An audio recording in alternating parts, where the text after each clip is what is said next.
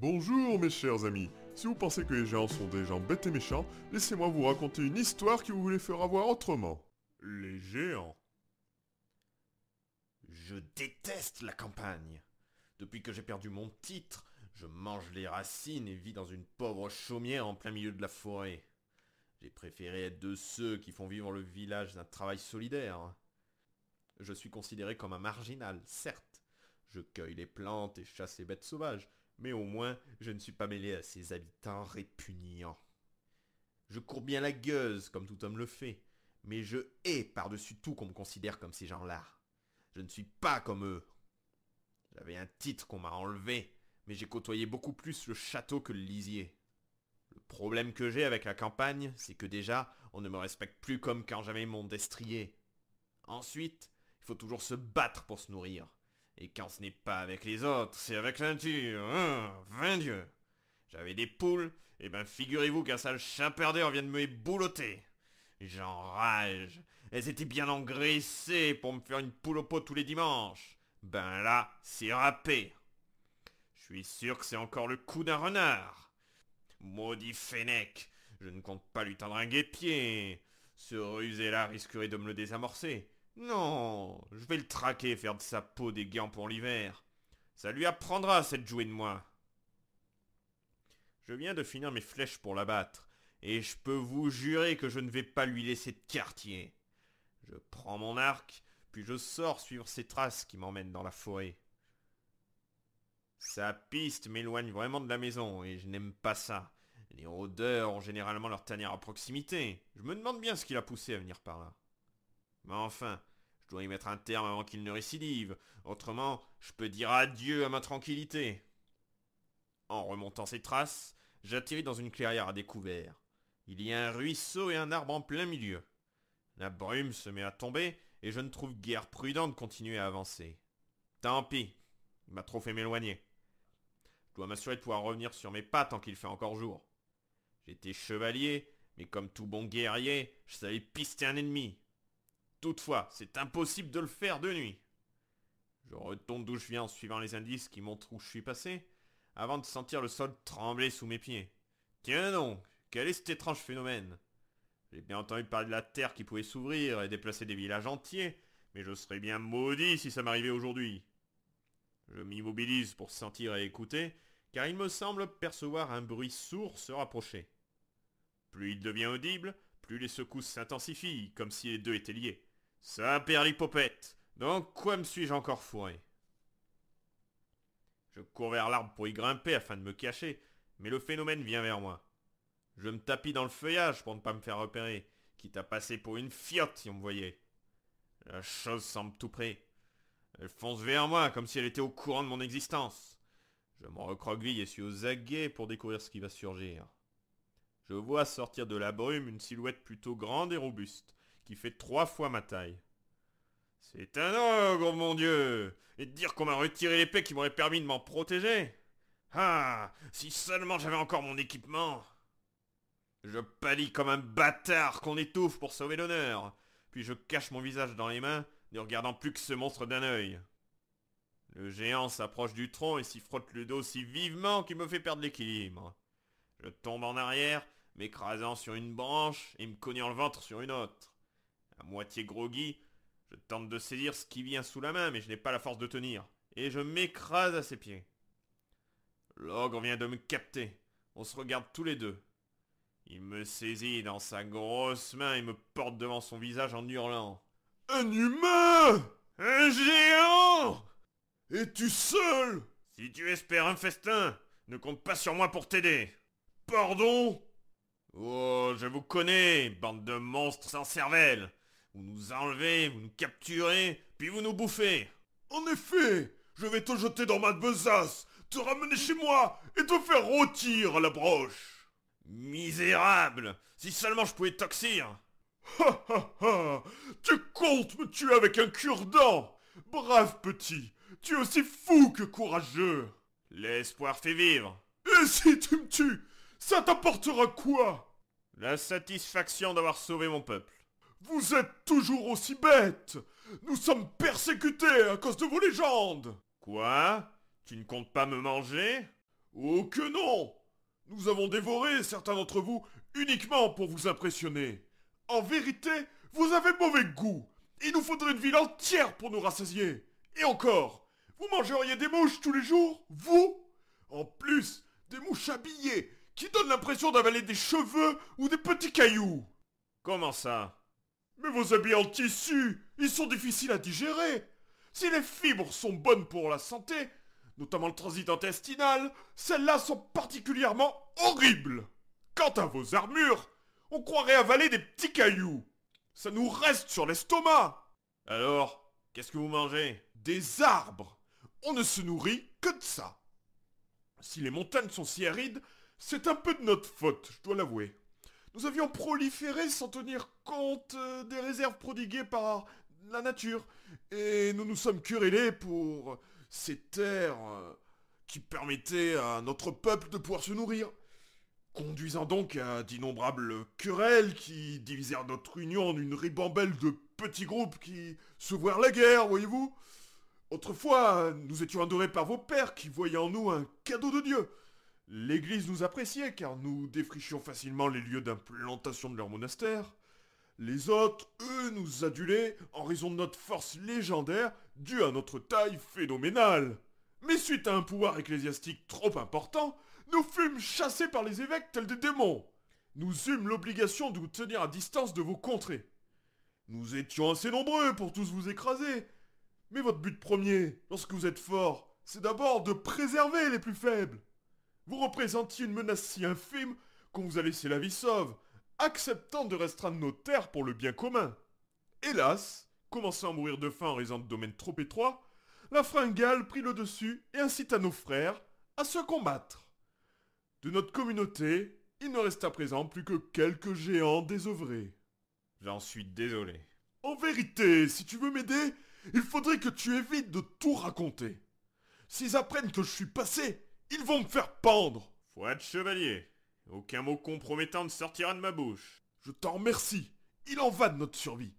Cependant, avant de se quitter, que dirais-tu d'une bonne infusion au coin de la cheminée? Il se fait tard, petit homme, et je doute que tu puisses rentrer à pied. En effet, cet échange fort fructueux m'a retardé et permis au soleil de décliner. Avec le manque de clarté, je ne retrouverai pas le sentier et risque de me perdre dans la forêt, et c'est pas bien prudent, comme tu le sais.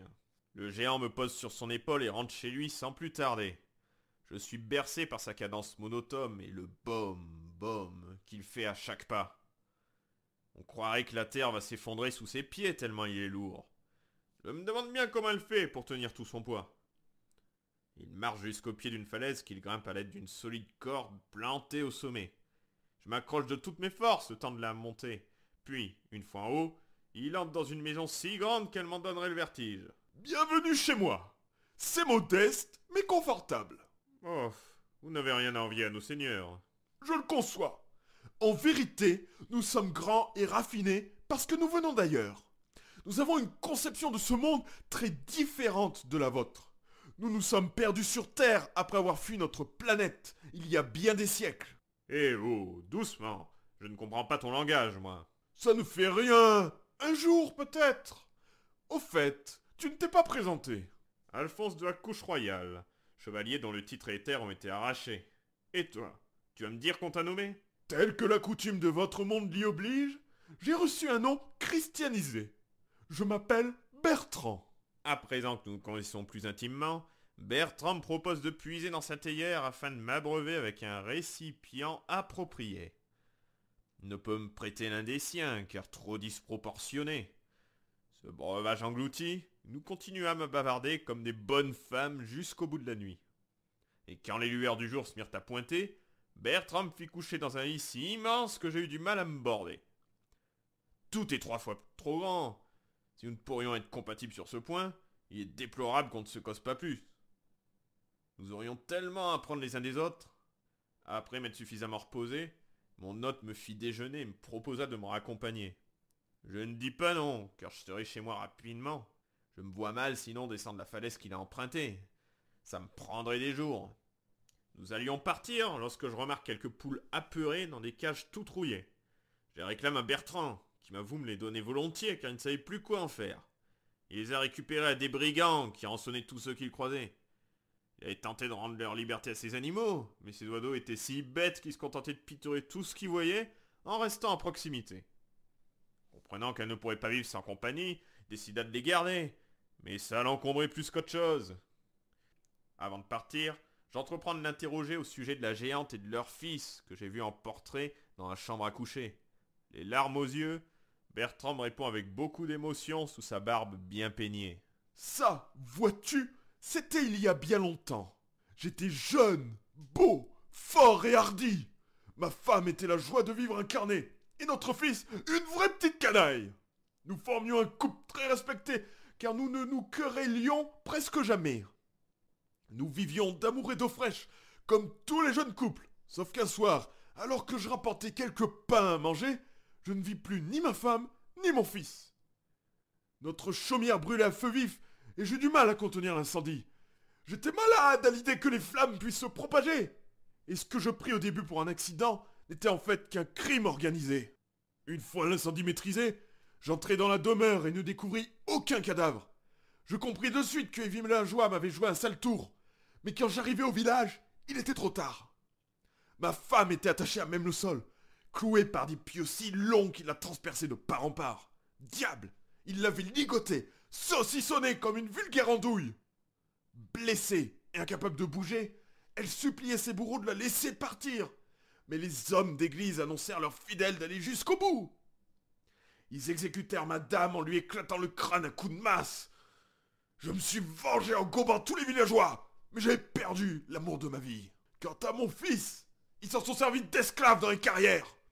Impossible de l'en approcher sans risquer de me faire tuer. Sans compter que les gardes qu'ils postent là-bas, eux, sont bien équipés et entraînés à tuer du géant. Normal, vu le nombre qu'ils asservissent pour doper leur production. Encore une fois, je suis désolé. Tu n'es responsable de rien. Il est temps de se dire adieu, mon ami. Mais surtout, une fois chez toi, ne cherche pas à me rencontrer. Tu risques de t'attirer bien plus d'ennuis que tu en as déjà. Profite de la vie qu'il t'est accordée, car la nôtre nous a été enlevée. Allons, je suis très pressé aujourd'hui. Laissez-moi vous raconter la fin du pirate chez le tavernier. Chez le tavernier, épisode 8, ronger son frein. Quoi que je fasse, le tavernier veut toujours me montrer qui est le chef. J'ai fini par le comprendre, je ne suis qu'un employé, et en plus un prisonnier. Ceci dit, je vais finir par me tirer. Déjà 6 mois que je l'ai chez botte de ce maudit tavernier, il n'en a rien à cirer. Le bateau de mon capitaine n'est toujours pas rentré, c'est étrange. Le marin que j'ai interrogé m'avait bien dit qu'il était sur le point de s'ancrer, alors quoi? Je l'ai raté? Je voudrais bien sortir me renseigner, mais il y a toujours les gardes devant l'entrée. Ils me pendent s'ils me voient. Je suis dans de beaux draps. Bon, si moi je peux pas y aller, une des filles, oui. J'en prends une un peu futée, car il ne faudrait pas qu'elle se fasse savoir, la cocotte. Je lui explique ce qu'elle doit faire, moyennant un peu de tendresse. C'est dingue, je croyais qu'elles étaient payées pour ça. Ah non, elles doivent en donner, pas en recevoir. Hé toi, j'ai à te parler. Quoi encore? Tu as déjà remboursé 1/5 de ta dette, alors je te sers à boire. Déjà? Vous voyez que je suis utile. Ne te crois pas indispensable, mais je dois avouer que tes excès de zèle m'ont été favorables. Si vous étiez quelqu'un d'honnête, vous effaceriez ma dette. On ne tue pas sa poule aux œufs d'or. Je dois avouer que je t'ai retiré pas mal de gains par manque de respect et tout ce genre de choses. Si je comprends ce qu'il veut me dire, je lui fais tourner sa taverne à plein régime, et voilà comment il me remercie. Je lui foutrais bien mon poing dans le nez, mais j'ai peur des représailles. J'en ai assez entendu. Adieu, tavernier. Sitôt mon capitaine rentré, je me barre avec lui. Mon patron, surpris, regarde le sol d'un air désolé. Eh oui, sans moi comme employé, qui est-ce qui rapportera autant de deniers? Si c'est ton souhait. Oh non, tu t'en vas. Et mince, je n'avais pas vu que sa fille nous écoutait. Elle monte les larmes aux yeux. Je cours lui expliquer que je trouverai fortune sur les mers, et que chaque fois que je rentrerai, elle pourra s'acheter toutes les robes qu'elle convoite. Il me dit un mec consolation, et qui lui redonne le sourire. La fille que j'ai envoyée prendre des nouvelles du port m'informe que le navire El Diablo Jojo doit appareiller d'ici 3 jours. Plus que ça à tenir, et je vais retrouver tous les copains. Je suis impatient. Je préfère astiquer leur plancher que celui-là. Je dois y aller, j'ai un rendez-vous très important. Au revoir mes amis, à bientôt.